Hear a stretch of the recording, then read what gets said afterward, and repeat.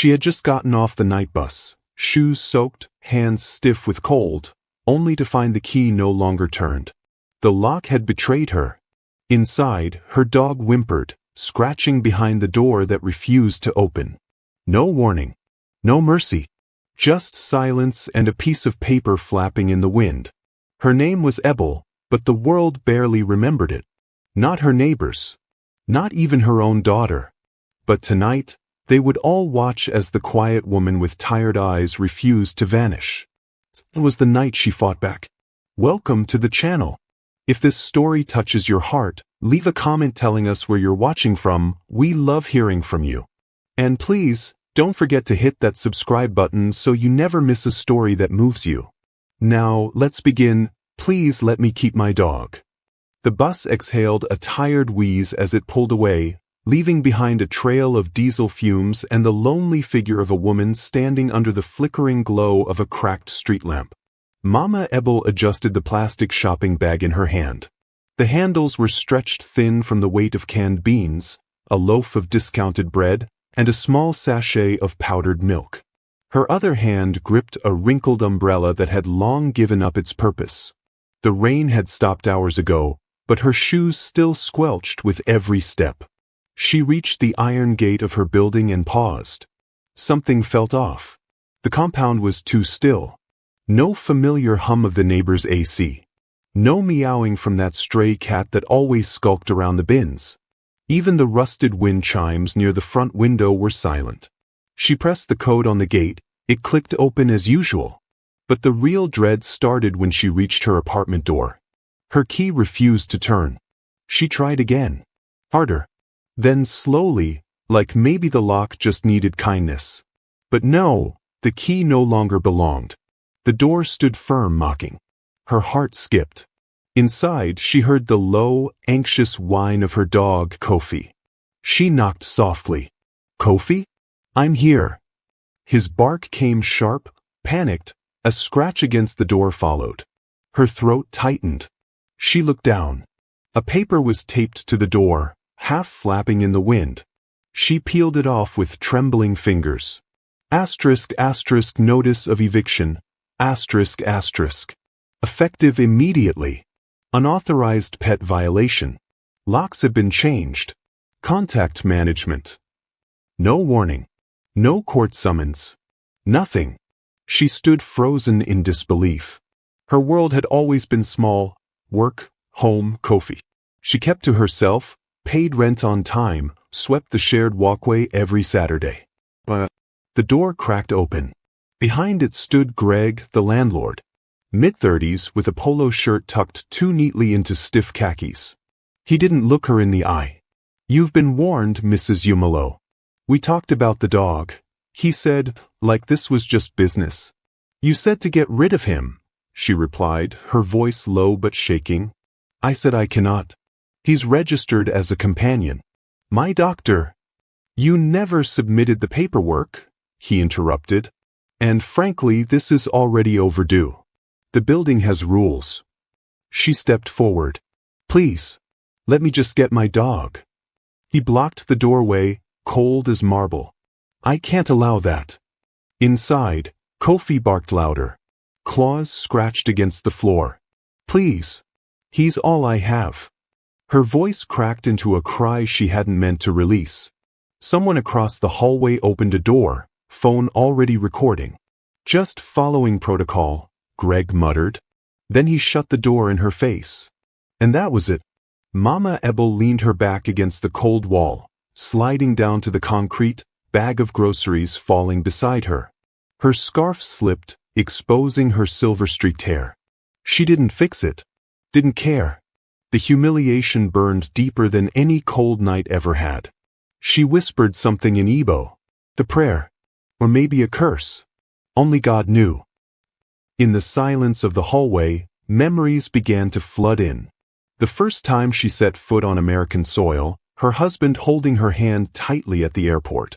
She had worn a green and gold ochre dress and smiled nervously as she stepped into the unknown.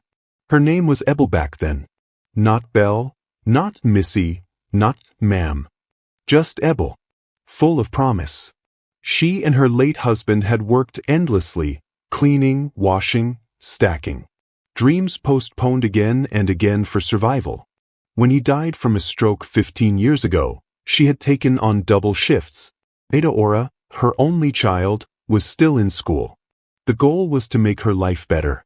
That was the hope. But Adaora had grown distant. Always rushing, always correcting.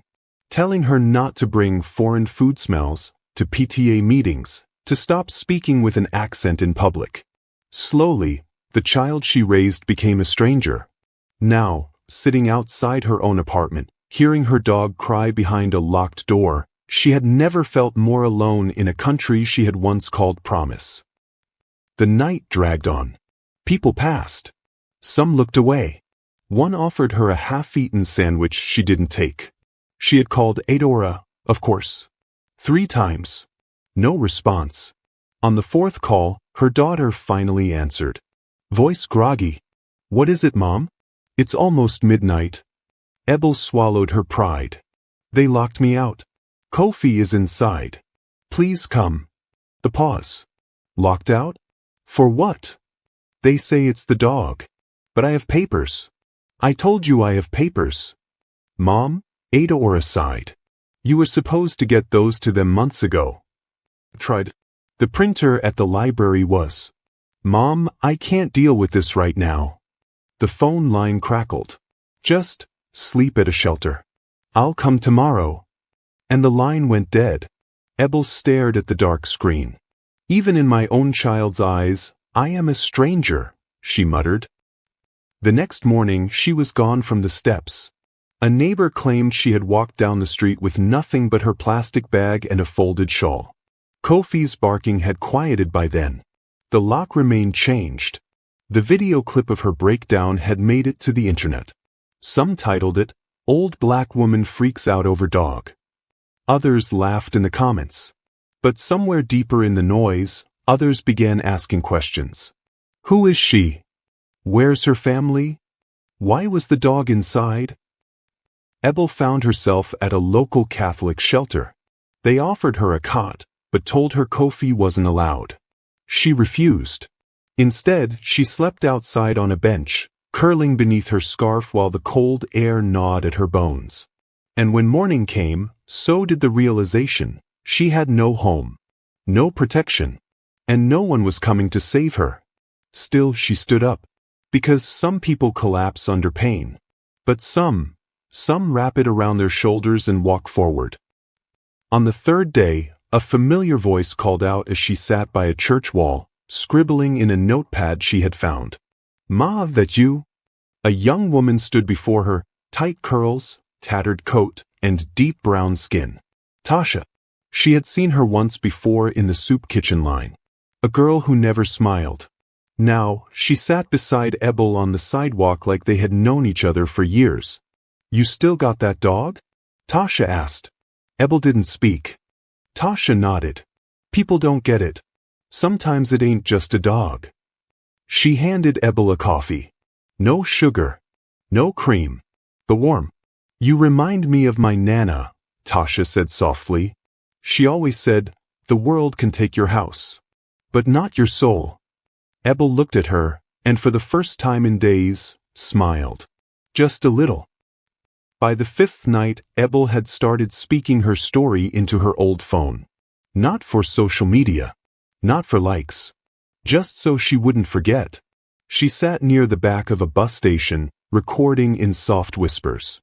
My name is Ebel. I came here with nothing but love in my suitcase.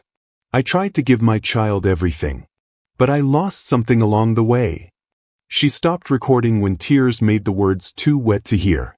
But the phone kept the file. A history. A heartbeat. A beginning. Back at the apartment complex, a maintenance man let himself into the now vacant unit. Kofi barked once, weakly, then licked the man's hand. Greg had ordered the dog be taken to the pound if no one claimed him by morning. But the man, an older Puerto Rican named Hector, paused. He stared at the framed photo near the bed, a woman and her dog. Smiling, he pocketed the eviction notice on the floor. Then made a call. The rain had returned, soft and slow, like it was mourning something it couldn't name. Mama Ebel sat beneath a torn bus shelter, legs tucked to her chest, shawl wrapped tightly around her shoulders.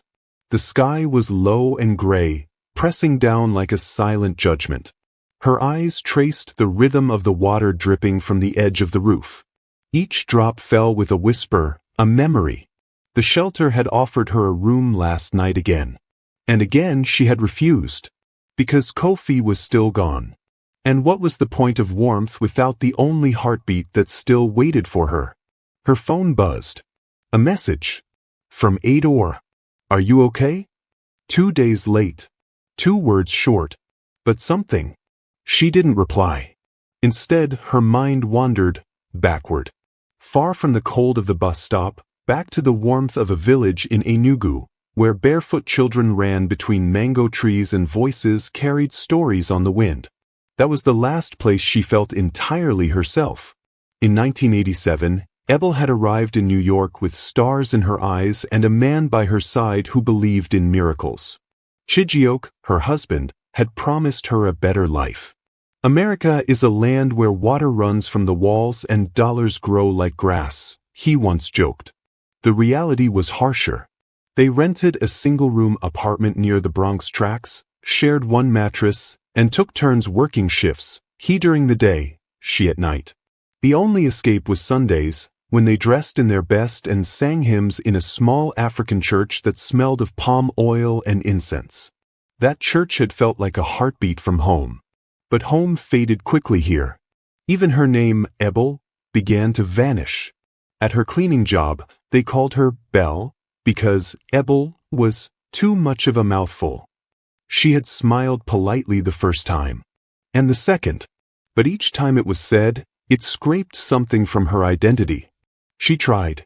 She softened her accent, avoided bringing jollof rice to work lunches, straightened her hair, wore jeans instead of wrappers.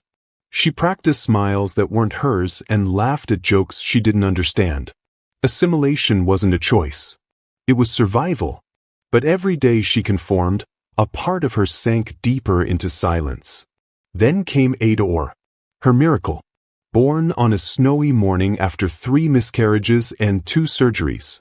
The doctors had said Ebel's body wasn't strong enough. But Ebel had begged heaven, bargained with it, and brought forth a daughter who cried louder than any storm. From the start, Adora was different. Bright, observant. She learned English faster than Igbo. She corrected her mother's pronunciation at 5. Refused to wear Ankara dresses by 6. Told her classmates her name was Dora by 7. Ebel watched the slow undoing. The child she carried with dreams was trying to escape everything Ebel stood for. The present buzzed back in with the sound of a car horn. A black sedan pulled up beside the bus stop. The window rolled down. Adora. She wore a fitted gray coat and gold hoop earrings, her makeup untouched by the rain. Her voice came out flat, almost practiced. Get in. Ebel hesitated. Her legs ached. Her pride more so. But she stood. Inside the car, warmth touched her cheeks, but Adora's presence chilled the rest. I came as soon as I could, Adora began. I had work. You can't just keep calling like that, I slept outside, Ebel interrupted, staring ahead. Adora exhaled sharply. You should have gone to the shelter. They don't allow Kofi. Mom, the dog isn't. She stopped herself, as if afraid to let the sentence finish. Ebel turned to her daughter. He is all I have left. Adora gripped the steering wheel. You have me. The car fell into silence. They drove in silence to Adora's apartment. Small, stylish, with neutral tones and 2 clean counters. A framed Harvard degree hung above the mantel. Another sat beside a photo of her and some colleagues, all smiling with the same manicured detachment. Ebel sat on the edge of the couch, unsure if she was welcome to sink deeper. Do you want tea? Adora asked from the kitchen. No. The pause. Then Adora brought it anyway. Ebel wrapped her hands around the cup but didn't drink. You know, Adora began slowly, this isn't Nigeria. You can't just ignore rules and expect. I am not a fool. I didn't say you were. You didn't have to. Her voice cracked. Adeora sat across from her, carefully smoothing her skirt. I'm just trying to help you. But you make it impossible. You always cling to things that don't work here. Ebel's eyes burned. My name. My language. My dog. My story. They are not things. They are me. Adeora looked away. You changed your name, Ebel whispered. You cut your hair, changed your tone, buried your name in your mouth. I tried to give you strength, but you learned to see my roots as shame. Adeora stood, visibly shaken. You think it's easy? Growing up in a world where your mother smells like stockfish and wears head wraps to school meetings? I was bullied, Mum. Do you know what that does to a child? Ebel stood too. Do you know what it does to a mother to hear her child is ashamed of her breath? They stared at each other, two generations of the same blood, wounded by different wars. That night, Ebel slept on Adeora's couch, though neither of them truly slept. She dreamt of her husband, standing in a fog, holding Kofi on a leash. He didn't speak, only nodded. When she reached out, he faded. In the morning, Ebel packed her things quietly. Where are you going? Adeora asked, standing in the doorway. To find my dog. Adeora didn't argue. She didn't offer to come either. Later that day, Ebel found herself at a small community center near the church she used to attend. She walked in, rain dripping from her scarf. A younger man at the desk looked up. Can I help you, ma'am? I need to find someone, she said. She gave him Kofi's microchip number and description. The man nodded and stepped away to make a call. She sat in a wooden chair by the wall, staring at a mural of black faces, each painted with pride and pain. Behind her, someone spoke. You're Ebel Umalo, aren't you? She turned. A young man stood there with a camera bag slung across his shoulder. He had deep brown skin and eyes that looked like they'd seen things the news never reported. My name's Malcolm. I've been looking for you.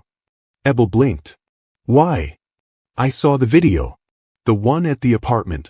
They turned you into a meme. But that's not the story I saw. What story did you see? A woman who was locked out of her home. A dog barking behind a door. And no one helping. Ebel said nothing. Malcolm stepped closer. I'm making a documentary about displacement, how black elders are being pushed out by gentrification. I want to hear your story. From your mouth. Her lips parted, but no sound came out. You don't have to talk today. Just think about it. He handed her his card. That's when the man from the desk returned. We found him. Your dog. He was almost taken to the pound, but a worker named Hector held on to him. He said, he remembered your smile. Ebel gasped. 2 hours later, she was outside a small garage where Hector kept maintenance tools. He met her at the door with a grin. Never liked how they did you, he said simply. Then opened the door. And there he was. Kofi. His tail wagged slowly, then faster, then full tornado as he leapt into her arms. Ebel dropped to her knees. Held him like a child. Cried into his fur. No one spoke. No one needed to. That night, she and Kofi slept under the bridge where the shelter staff wouldn't see him. He curled against her side, his warmth like a second heartbeat. She didn't feel homeless that night. She felt alive. But something else had awakened. Not just the need to survive, but the need to speak. To reclaim what had been erased. To remind the world, and herself, that she was not disposable. Not invisible. Ebel turned to Kofi. They think silence makes us disappear. But I will speak. Kofi licked her hand. And the rain fell softly once more, as if listening. The sky that morning was a dull bruise, gray with patches of purple where the sun tried and failed to push through. Mama Ebel sat at the edge of the public garden behind the old Catholic church, her back pressed against a faded brick wall. Kofi lay curled beside her, his body pressed so close it felt like he was trying to melt into her skin. His breathing was slower now, more shallow. Each rise of his belly felt like a borrowed blessing. She rubbed his ears gently, whispering the same prayer over and over. "You will not leave me. Not yet." She had only managed to feed him half a boiled egg from a kind stranger the day before. For herself, just 2 sips of water. The hunger didn't frighten her, it never had. But Kofi's slow blinking eyes, his weakened bark, that was a different kind of ache. The kind that sank deep beneath the skin and scraped at the soul. The sound of wheels creaking caught her attention. She looked up. A shopping cart rolled toward her, packed with bags, clothes, and a faded teddy bear tied to the front with shoelaces. Behind it came Tasha, same twisted curls pulled into a messy bun, lips dry and cracked, jacket far too thin for the cold. But her eyes, those were alive. "I figured I'd find you here," Tasha said, parking the cart beside the wall. Ebel gave a soft nod but didn't speak. Tasha crouched beside Kofi, giving him a slow scratch behind the ear. "He don't look too good." "I know," Ebel whispered. "You need help, Mama." "I need peace," Ebel replied, eyes misted. Tasha sat beside her, their shoulders just brushing. She pulled out a can of baked beans and a pack of stale crackers from one of her bags, then handed them over without ceremony. "Eat something," she said. "Then we figure out what's next." They sat in silence as Ebel slowly opened the can and shared bites with Kofi, taking turns as if he were her son and not a dog. For the first time in days, her hands didn't shake. "I used to have a dog too," Tasha said suddenly. "Before foster care. His name was Diesel. Big pit bull. Ugly as hell but sweet like sugar." Ebel looked at her for the first time with something other than pain. "What happened?" "CPS took me. Left him behind. I cried for a week in that group home. They called me crazy. That's when I started running." The 2 women sat, one old, one young, joined by invisible scars neither of them had words for. "Why do you help me?" Ebel asked. Tasha shrugged. "'Cause I know what it means to have nobody. And I saw you. Really saw you. Most folks just walk past."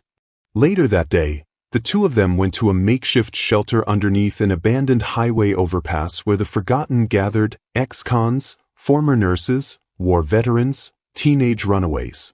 A crude fire burned inside a metal barrel, smoke curling into the air like a prayer that had no destination. Tasha introduced her. "This is Mama. She's good people." Nobody asked questions. Nobody judged. A wiry man with a southern accent passed her a torn blanket. A woman with a swollen foot offered a piece of cornbread. Even here, among the broken, there was still a code: protect your own. Ebel stared at the faces, each carrying their own weight. One man had deep lines across his forehead like rivers cut into a map. Another rocked silently back and forth, whispering to someone who wasn't there. This wasn't just a place of poverty. It was a place of memory. A place where people came to grieve what the world never let them finish holding. She felt strangely at home. As night fell, a young woman approached Ebel carrying a baby wrapped in an old towel. "You're the lady with the dog, right?" Ebel nodded slowly. "I saw the video. The one where they locked you out." The girl sat beside her. "I just wanted to say, I'm sorry. No one deserves that." Ebel looked at the baby. "What's her name?" "Milani." Ebel reached out, gently touched the baby's hand. "She's perfect." "You think I should keep her?" the girl whispered. "People keep saying I'm too young. That I'll mess her up." Ebel didn't answer right away. Then she said, "They say the same thing about dogs. That we don't need them. That they're a burden. But mine saved me."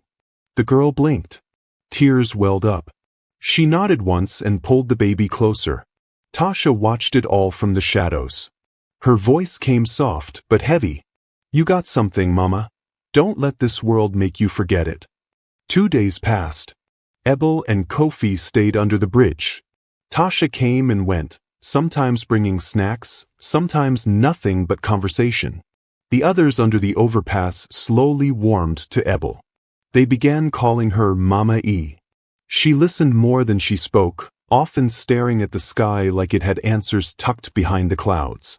One afternoon, as she sat alone, she pulled out her old phone and pressed record. My name is Ebel Yumalo. I am not a meme. I am not a problem to be moved. I am a mother, a woman, a fighter. I came to this country with a heart full of hope. But I lost many things. My husband, my name, my way. I'm here. I have survived. She stopped, then looked down at Kofi. Because of you. She saved the file. It was the third one she had recorded since the eviction. She didn't know what she'd do with them yet. Maybe nothing. Maybe everything. That same evening, a man came walking through the encampment, clean jeans, camera bag slung across his shoulder, notebook in hand. It was Malcolm, the young documentarian who had found her at the community center. He spotted her near the fire barrel. Hey, he said gently. She looked up. You again. He smiled. I've been looking for you. I haven't moved much. I heard, he said. You're kind of a legend around here. Ebel gave a tired laugh. I'm just trying to breathe. Malcolm crouched beside her. I want to film your story. Your voice. Your truth. Why mine? Because it matters. And because people forget too quickly. They forget the faces of those they fail. She didn't speak. Instead, she reached into her bag and handed him her phone. 3 recordings. Take them. Just don't make me a joke. He nodded solemnly. Never. The next morning, the city sent a cleanup crew to the overpass. Loud trucks. Men in neon vests. Flashing lights. They said everyone had to leave. That the space was no longer safe. No warning. No explanation. Ebel stood among the crowd of confused and frightened people as bags were tossed into bins and tents torn apart. One man shouted. Another cried. Tasha grabbed her cart and cursed under her breath. Ebel clutched Kofi close, shaking. A police officer approached. Ma'am, you'll need to vacate the area. Where do we go? She asked. That's not our responsibility, he replied without looking at her. Ebel stepped forward. We are human, not trash. His expression didn't change. You can go to the shelter. I have a dog. Then figure something out. That evening, Ebel sat on a bench 3 blocks from where the overpass had once sheltered them. Tasha sat beside her, head in hands. Every time we find a place, they take it, Tasha muttered. It's like they want us to disappear. Ebel looked up. No. They want us silent. Forgotten. Like we were never here. She reached into her bag and pulled out the tattered flyer Malcolm had given her. His upcoming documentary screening listed on the back. She looked at Kofi. Then at Tasha. I'm going. Going where? To tell my story. Tasha frowned. What good's that gonna do? Ebel stood. I don't know. But I can't keep pretending I'm not real. Later that night, at a tiny underground community theater downtown, the lights dimmed as a clip began to play. A shaky phone video. A woman crying at the door of her apartment. Please, let me keep my dog. Then it faded into a black screen. Followed by Ebel's voice. My name is Ebel Yumalo. I am not a meme. I am not a problem to be moved. The crowd leaned in. Some gasped. Some wept. Outside the building, Mama Ebel stood in the shadows, holding Kofi. She didn't go in. She just listened. And in that moment she felt something shift. She wasn't just surviving anymore. She was seen. The sun filtered through faded blinds as morning tiptoed into Mama Delphine's apartment, but the warmth it carried couldn't touch the coldness in her bones. Not after what happened last night. Not after the screams, the tears, the silent judgment of neighbors pretending not to hear but secretly watching. Everything still felt heavy. Mama Delphine sat at the edge of her worn-out couch, her head bowed. Her hand trembled as it rested on Bishop's back, her loyal dog, curled beside her, ears alert, body tense as if he too knew their world had cracked. The locks had been changed. Without warning. Without mercy. She'd spent the night outside in the hallway until a neighbor, Mr. Alvarez, offered her a spare blanket and his floor. The next morning, the super had come, fumbling with excuses about miscommunication and the landlord's new policies. But no apology. Just a cold suggestion that she make arrangements quickly. Delphine had stood there, staring blankly, too proud to cry in front of them. Now, she watched Bishop's chest rise and fall, his sleepy eyes occasionally flickering to meet hers as if saying, asterisk, I'm still here. We're still together, asterisk. But how long would that last? She pushed herself to her feet, wobbling for a moment before gaining her balance. Her knees ached more these days. The cold floor of Mr. Alvarez's living room hadn't helped. With a sigh, she reached for her phone. 10 missed calls from her daughter, Zaria. She didn't want to talk. Not today. Still, as if on cue, the phone buzzed again. Another call from Zaria. She picked it up and let it ring out. Her eyes drifted to a small photo frame on the shelf, her and Zaria on the day she graduated med school. Back when Zaria still smiled easily. Before life swallowed them both whole in different ways. Mama Delphine knew her daughter meant well. But she never understood. Zaria always pushed her to move out of the old building. Said it was falling apart. Said she could help her get into one of the assisted living communities. Said it was safer. But Zaria never understood that this wasn't just a building. It was history. Memory. This was where Delphine had raised her. Where she'd fought for respect when no one would listen. Where her late husband had died in her arms. Every creak in the floor, every paint chip, held a story. She wasn't leaving. Not for pity. Not for anything. But as she stepped out of her apartment and saw the faded, "Notice to vacate" paper now slapped across her door, the fight in her heart staggered. She tore it down quietly, her fingers clutching the paper with slow fury. The city buzzed as she walked Bishop to the park, her scarf wrapped tightly around her head, shielding her face from the cold wind and the judging eyes of the world. It wasn't just about being evicted. It was how it happened. The silence. The disregard. The way they assumed she wouldn't fight back. That she didn't matter.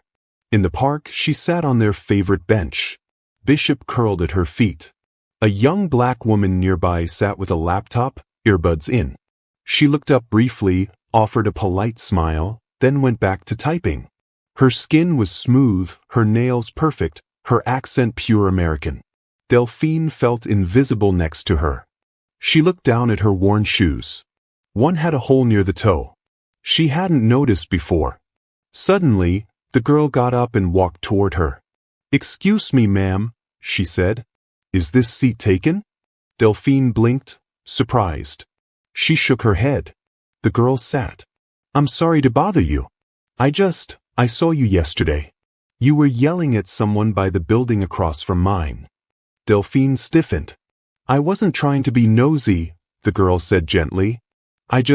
My mom went through something similar a few years back. Eviction. No notice. It was wrong." Delphine's eyes narrowed, watching the girl.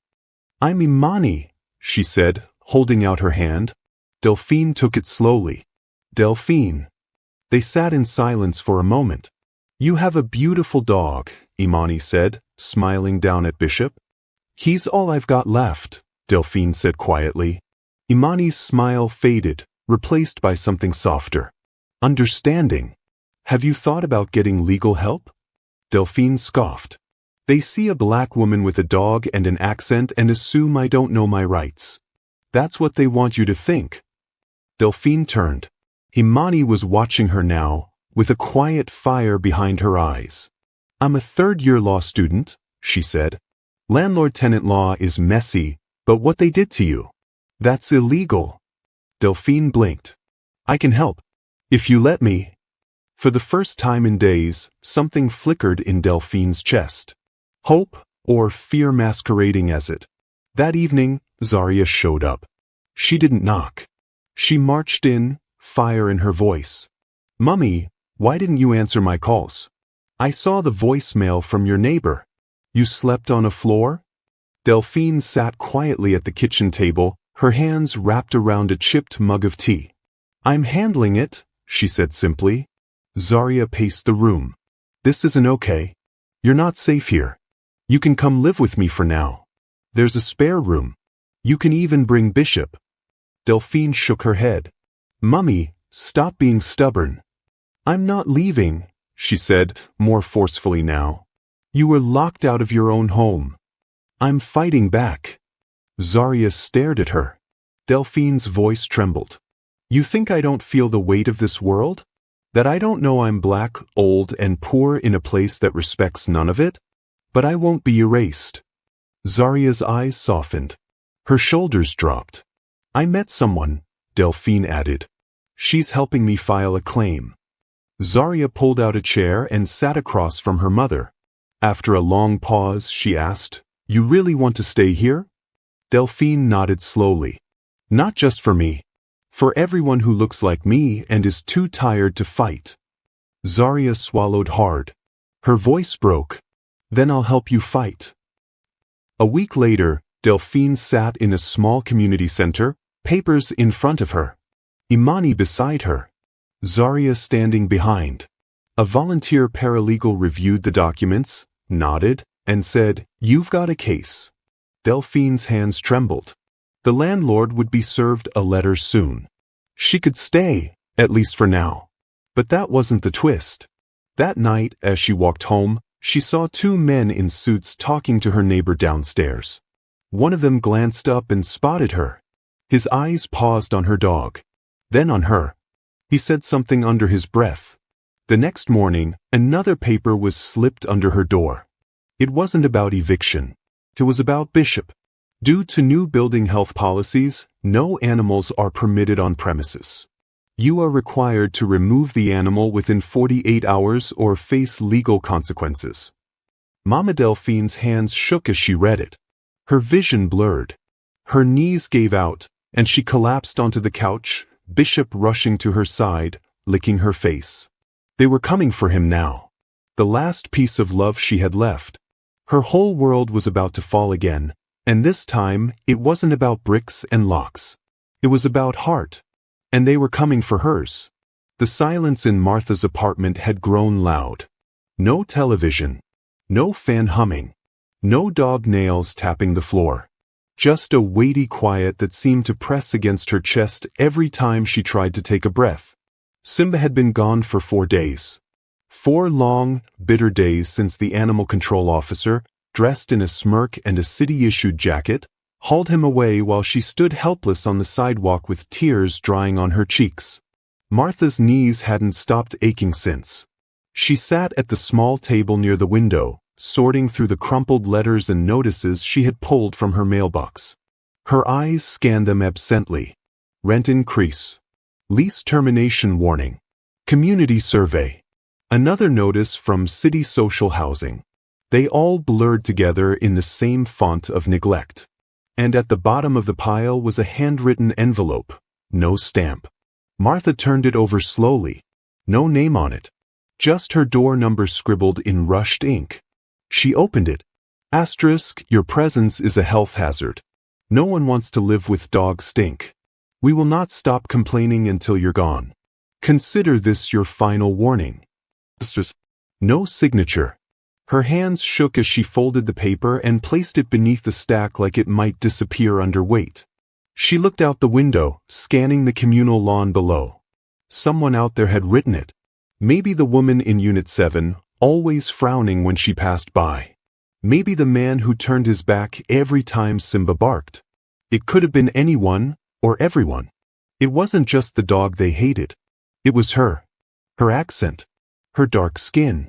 Her heavy frame. Her food. Her loud Yoruba prayers that slipped through the walls in the early morning. She was too much. She didn't belong. She rubbed her palms against her thighs and stared at the peeling paint on her kitchen cabinets. What was left for her here? Simba was her reason for getting up. Now even that had been taken. A knock jolted her from the fog of her thoughts. Not the front door. The back one. The fire escape entrance that no one used. Her heart picked up speed. She stood slowly, slippers dragging across the linoleum. She pulled the curtain aside. And there she was, Sasha, the white girl from upstairs. Braids, ripped jeans, eyeliner like war paint. She stood awkwardly, holding a small brown box and a folded piece of paper. She didn't smile. Martha opened the door. Where? I found this behind the mailroom, Sasha muttered. It had your name on it. Don't know if it's important. Martha took the box. Inside was Simba's collar. Just the collar. No note, no explanation. She ran her thumb across the metal tag like it was glass and would break. I'm sorry, Sasha added, her voice quieter now. For what happened to your dog? That was messed up. Martha didn't reply. She couldn't.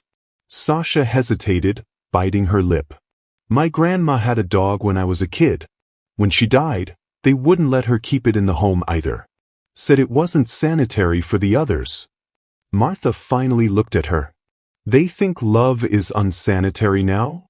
Sasha gave a short, breathless laugh and stepped back. Guess so. She turned to leave, then paused. Hey, there's a tenants meeting next week. People are finally pushing back on rent and the new policies. Maybe you should come. Martha lifted her eyes. You think they want me there? Sasha shrugged. You have more right to be here than most of them. Think about it. And with that, she disappeared back up the creaky metal stairs. Martha closed the door and stood for a moment, the collar pressed to her chest. The meeting was in the basement of the neighboring complex. Fluorescent lights flickered overhead as voices buzzed around folding chairs and a long table holding stale donuts and lukewarm coffee. She almost didn't go. But something in her chest refused to stay still. Maybe it was Simba's absence. Or the way Sasha had spoken. Or that ugly letter shoved through her mailbox. She was tired of being invisible. So she sat in the back, quiet, listening. The complaints flew like arrows. Maintenance neglect, unfair evictions, racist management policies, unannounced inspections. The stories spilled out like old wounds finally allowed to bleed. Then someone mentioned the pet policy. They're using it to target people they don't like, one man said. Especially the ones who aren't, from around here. Martha felt her stomach twist. Another woman chimed in. I've seen them let a white woman upstairs keep her 2 cats, but Martha can't keep her dog? That's racist. Plain and simple. All heads turned toward her. Martha blinked. She hadn't expected her name to come up. A woman stood near the front, middle-aged, black, wearing a bold head wrap and a fire in her eyes. Martha, is it? You need to tell them what happened. We can't keep letting them pick us off one by one. Everyone was watching now. She stood slowly. Her knees ached. Her palms were sweaty. I came to this country 30 years ago, she began, her accent thick and unashamed. Worked as a nurse. Cleaned people when their children abandoned them. Paid my taxes. Buried my husband. Took in a rescue dog because I was tired of waking up to no sound in my house. She paused. They didn't just take my dog. They took my peace. Silence. And then applause. Small at first. Then stronger. Martha sat down with tears in her eyes. It wasn't a victory, but it felt like a beginning. Later that night, she returned to her apartment and saw something taped to her door. Anonymous petition, bring back Simba. Stop targeting residents, ****. It had over 30 signatures. She stood there, hand on the doorknob, heart pounding. And for the first time in weeks, she smiled. But the joy was short-lived. The next morning, she received a phone call from the housing office. Cold voice. No pleasantries. We received word that you've been attending unsanctioned tenant meetings. As of today, your renewal application is under review. You'll be notified of further steps.